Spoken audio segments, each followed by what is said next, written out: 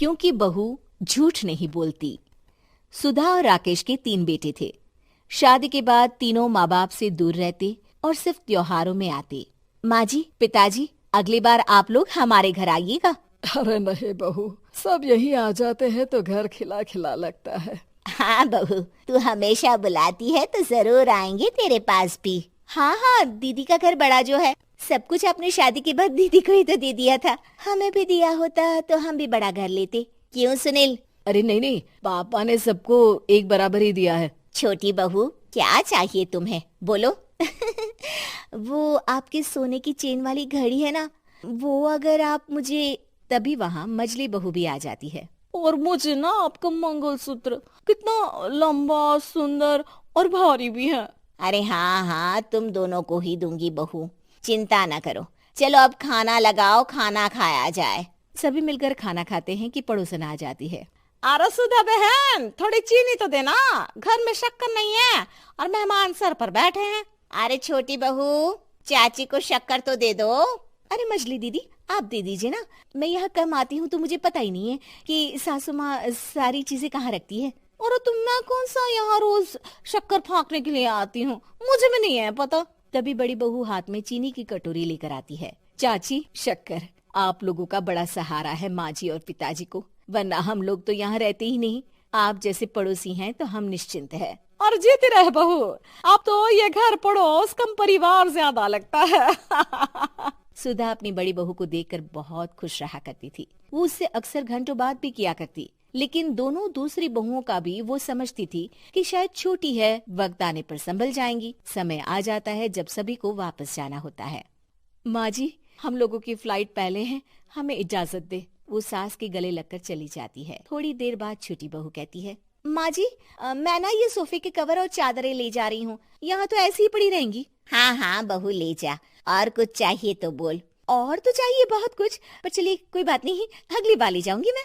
ऐसे ही मंजली बहू भी घर का बहुत सारा सामान ले जाती है। सभी के जाने के बाद सुधा राकेश से कहती है, घर कितना सूना लग रहा है ना। हाँ, और खाली भी।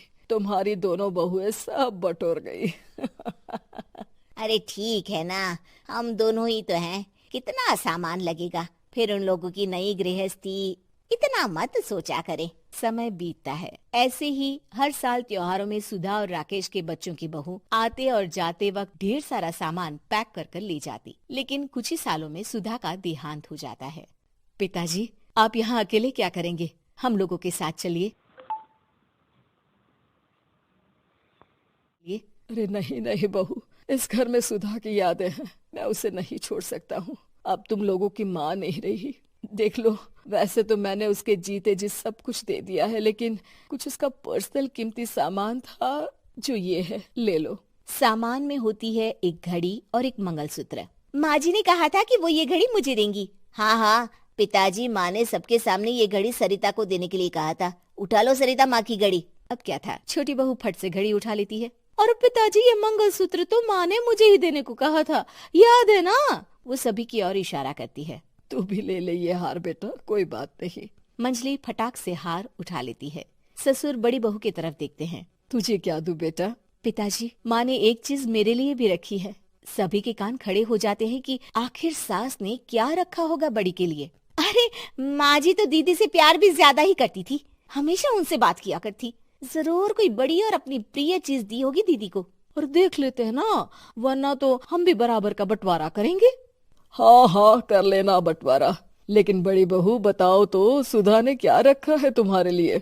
अभी तो हम लोग यही हैं पापा जी, जब जाने लगेंगे तो बता दूंगी। बड़ी बहू के मुंह से ये बात सुनकर बाकी दो बहुएं सोचने लगती हैं कि आखिर क्या है जो दीदी को सासू माँ देकर गई हैं। दीदी, ऐसा तो नहीं ना कि पूरे घर का आधा हिस्सा माँ बड़ी भाभी को देकर गई हो। तभी वहाँ ससुर आ जाते हैं। नहीं नहीं, ऐसा कुछ नहीं है। मकान तो तुम तीनों का बराबर से है। देखो, बड़ी बहू से तुम्हारी सास ज्यादा जुड़ी थी, न जाने क्यों घंटों बात किया करती थी। पता नहीं क्या देकर गई है उसे। और ससुर जी, आपको क्या पता, चालाकी से पूरे घर के पेपर में साइन करवा लिए हो, या फिर कोई छुपा गहना।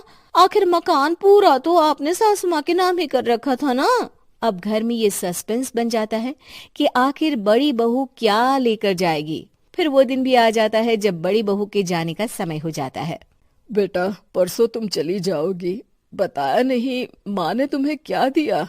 घड़ी और हार जो बेशकीमती था और तुम्हारी सास को सबसे ज्यादा प्रिय था, उसका तो बंटवारा भी हो चुका है। अब तुम्हारी बारी। हाँ पिताजी, आज मैं ये बात बताने ही वाली थी।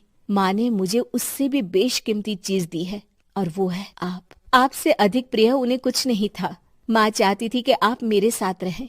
चलिए पिताजी। बेटा, मेरे पास तो कोई पेंशन भी नहीं है और ना ही कोई प्रॉपर्टी। लेकिन आपके पास संस्कार है पिताजी, जो मेरे बच्चे आपसे लेंगे, तो आपको ले जाने पर स्वार्थ ही है मेरा। चलिए ना पापा। सभी के सामने पिताजी बड़ी बहू और बेटे के साथ उनके घर चले जाते हैं। उम्मीद है कि आपको हमारी ये कहानी पसंद आई होगी। कृपया हमारे चैनल को सब्सक्राइब करें और सभी अपडेट्स के लिए बेल आइकन जरूर क्लिक करें। और हाँ, वीडियो लाइक और शेयर करना मत भूलिएगा। Bye bye.